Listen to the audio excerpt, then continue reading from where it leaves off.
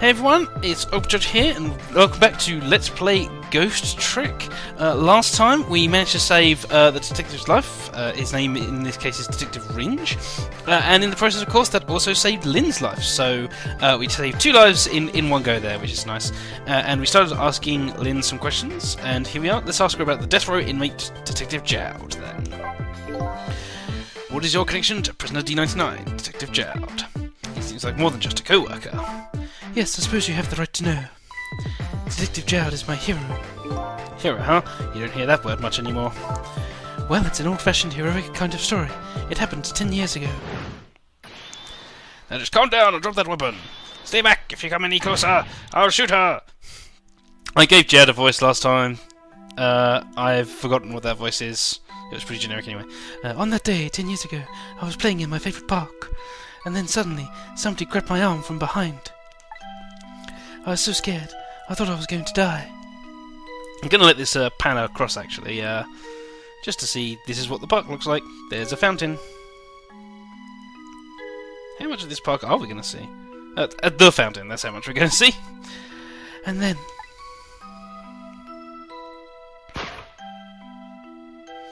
he appeared, Detective Jowd.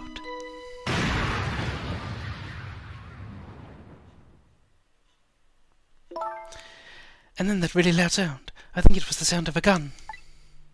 I passed out. When I came to...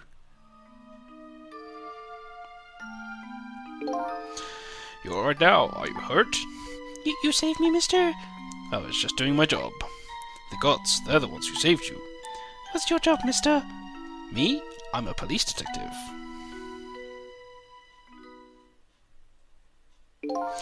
So that's why you became a detective, huh? That's right.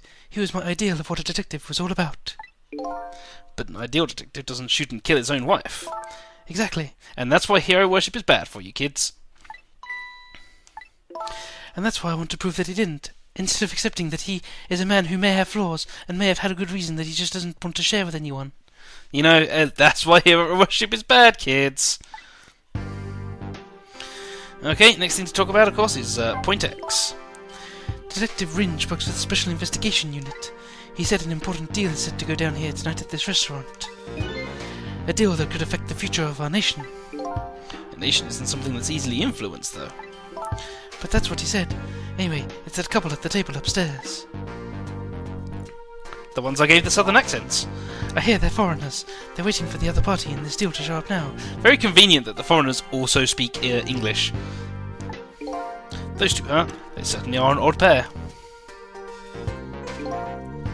Is this other party they're waiting for me? It's kind of hard to imagine, isn't it? Nobody really knows any of the details of the deal, except for one person.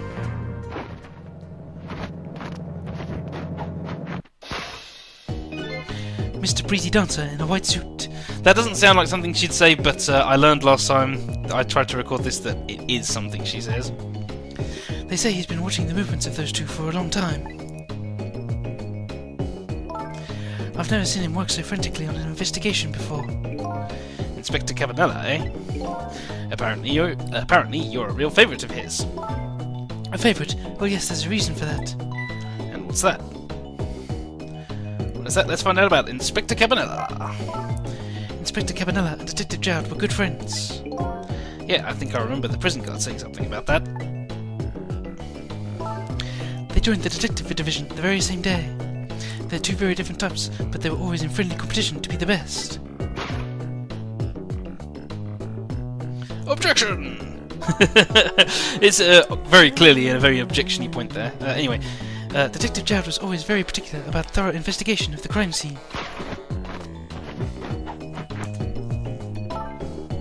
And Inspector Cabanella, well, I guess he just has a natural genius for investigating. Anyway, those two led the detective division in those days. But Inspector Cabanella is different now. He changed a little. He changed? Ever since the Detective Jowd incident. Now he distances himself from fieldwork. And he's starting to focus on nothing but moving up the ladder. And so that's how he became head of the Special Investigation Unit, I take it. Anyway, Inspector Cabanella took me under his wing. Because you were the little girl his good friend had saved, huh? He really looked out for me, helping me study for my detective's exam. Fudging my exam scores for me. That goes a little beyond the scope of looking out for you. Yeah, I agree, especially when you find out something about Inspector Campanella later. Doing something like fudging someone's exam scores is really kind of out of character for him. Anyway, Inspector Campanella, eh? I wonder what role he has in everything that's happened tonight. And final option here is, of course, Camilla. It sure is taking Camilla long enough. She should have been here by now. I'm getting really worried. You two are like sisters, aren't you? That's what Camilla said. Yep, that just about sums it up. It doesn't look like being worried affected your appetite much, though. Hey, the bigger the crosses, the more a girl's gotta eat. I have to make sure Camilla stays safe, no matter what.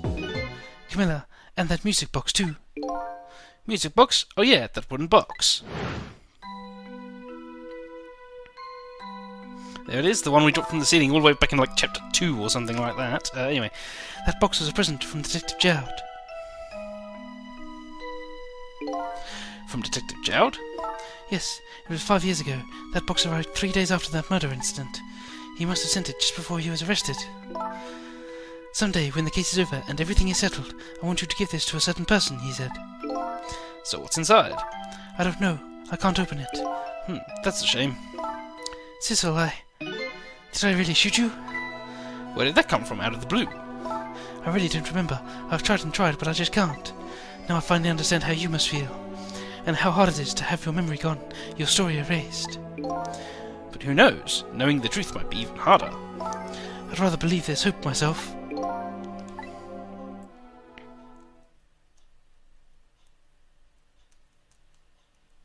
And she's finished off her chicken while we were talking. Very clever. That was great. Do I have chicken on my face? You're staring. I bet you're thinking about how impressed you are with the way I took care of that chicken. Just tell me one thing. This case you say you're looking into, is it Detective Jowd's? What if it was? I can't give it from you. It's too cruel. Huh? Oh, what are you talking about? I'm sorry, Lynn. It's tonight. Detective Jowd's. You know, it's tonight.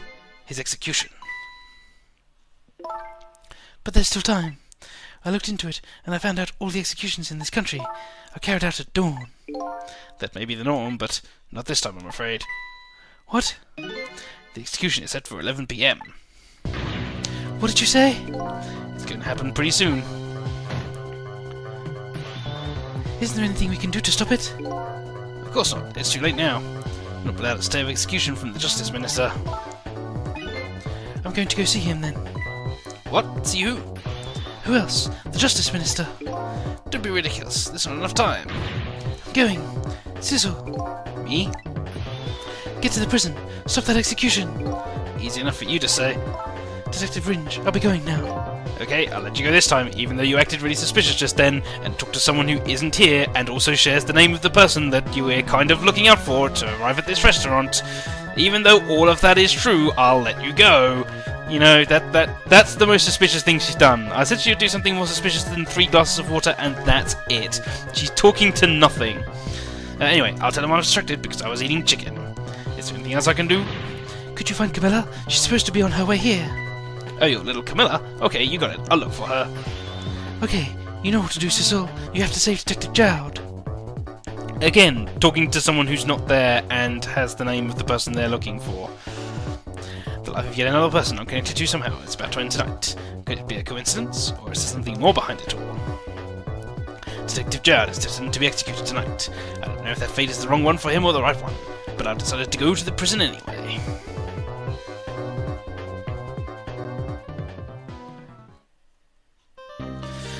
No, let's not save in case something goes wrong, like it did last time, so just as well I didn't save last time.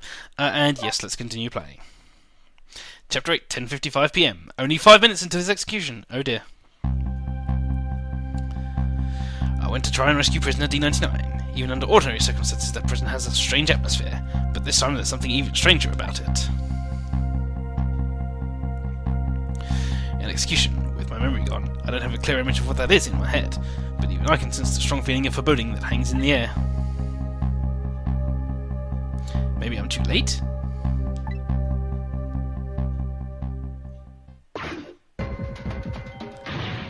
So, how's it going with the generator in the basement? They're trying to fix it now. It's going to take a while, they said. They haven't even gotten the internal phone there back up yet. I just hope the rowdies don't rush the guard room.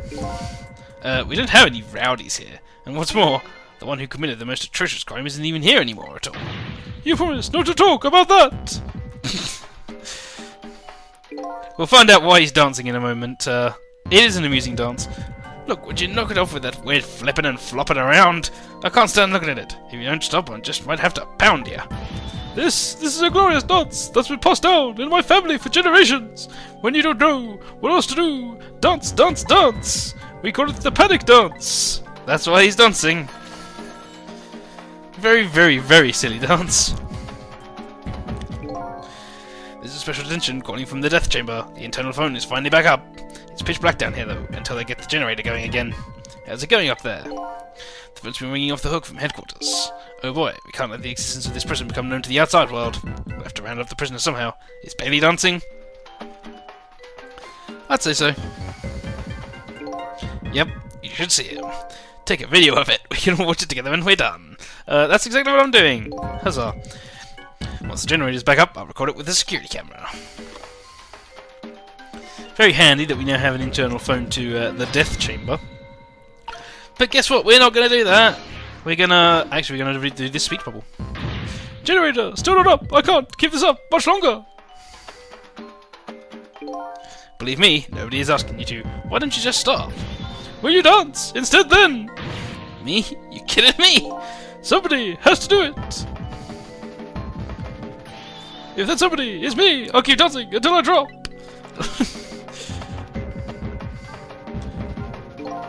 The very silly panic dance. Off he goes. Despite how it looks, this situation seems pretty serious.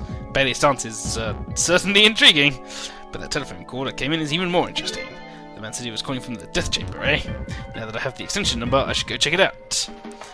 Except, as I said, we're completely not going to check it out. We're going to, of course, go visit everyone else. Everywhere else. So, start with Junkyard, as usual.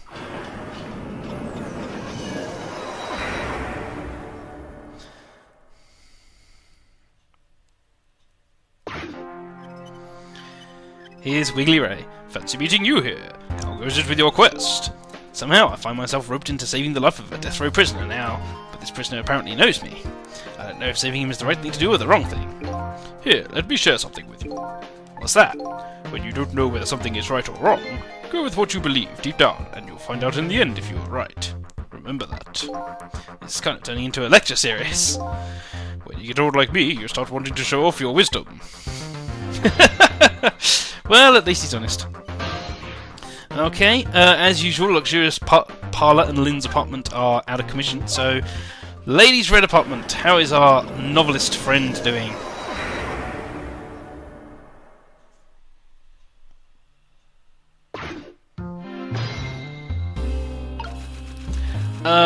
Absolutely nothing new. She's still typing, little girl. Yep, little girl isn't there, so nothing here. The Troubled Man's office, my favourite place, as I've said many a time before.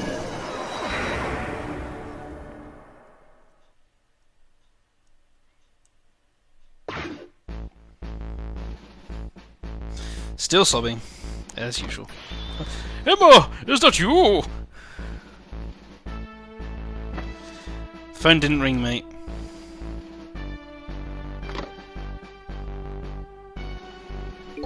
This feeling of waiting for a phone call that might never come. I wonder what sort of feeling he's waiting with. Hey, it's this guy again. I haven't seen him forever. Your Excellency, are you sure you're alright, sir? Please, stay back. How many times do I have to say it? I'm very sorry, Your Excellency. We were just very worried about you, sir. I'm sorry. I shouldn't have yelled like that. But don't worry about me. Please just leave me alone. Yes, sir.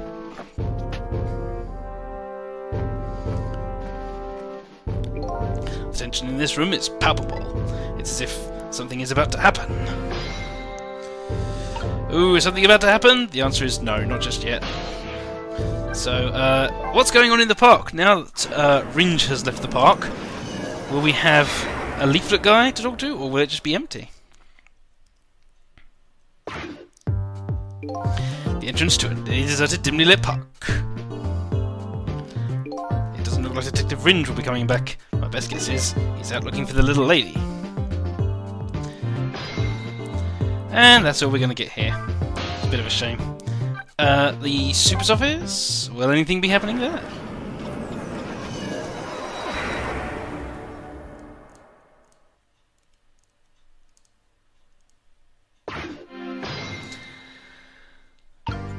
Quick look around. He's still over there, but we can't get to him, and he's not saying much. So let's not bother. We've got to go to the. We didn't start in the chicken kitchen, so let's go to the chicken kitchen and see what's happening. The chef may well be singing again. Who knows? I hope he is. The chicken kitchen. I guess the little lady hasn't turned up yet. The detective must have gone to look for her.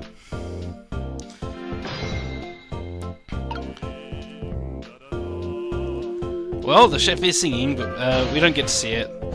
The guard room is obviously where we came from. The basement doesn't usually have anything, but as always, worth a quick check.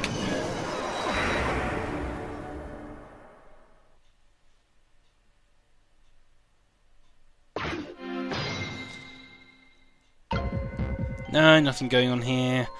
Nothing going on over there. Okay, Special Investigation Unit. This might have something. The Commissioner's probably still here. So that's something. There he is. The Chief is... Oh, the Chief. I keep calling him the Commissioner. He's the Chief, sorry. The Chief is wiggling his itchy toes with a troubled look on his face. Chief here! Of course I'm working. I'm right here at headquarters. You got it all wrong. You're just being silly now. Yeah, I love you too, honey. I guess he was radioing his wife. It sounds like a complicated relationship. Will we ever get to see his wife? The answer is no. So, the chicken kitchen.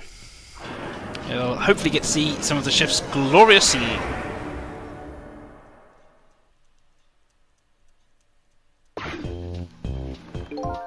Just as before, the delicious aroma of chicken fills the air. Wow, very good spin there. Here we go. La la la, the lovely maiden memory, goddess of chicken. What's with the song, Chef? I don't know why myself, but tonight I feel like singing to you as much as you like until you've had your fill. That's pretty much what he said he would do back when she was pushed out the way of the chicken dropping. Of course, he doesn't remember that, but I guess somewhere he remembers it. Oh yeah? What if you're going to sing about me being a goddess? I guess I don't mind. That's what it takes, eh? I feel like being cheeky. For no particularly good reason, just for the sake of turning off the ventilation.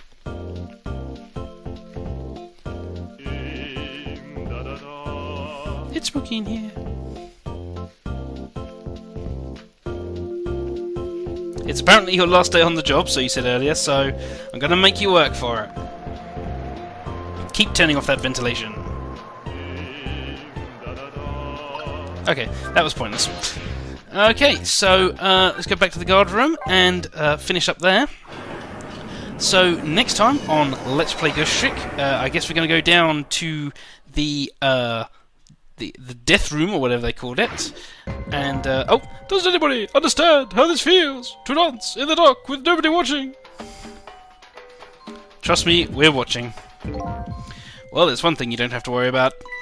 What's that? Even if the lights come back on, the nobody watching part ain't gonna change. What did you say to me? That does it. Now you've made me all the more determined to dance.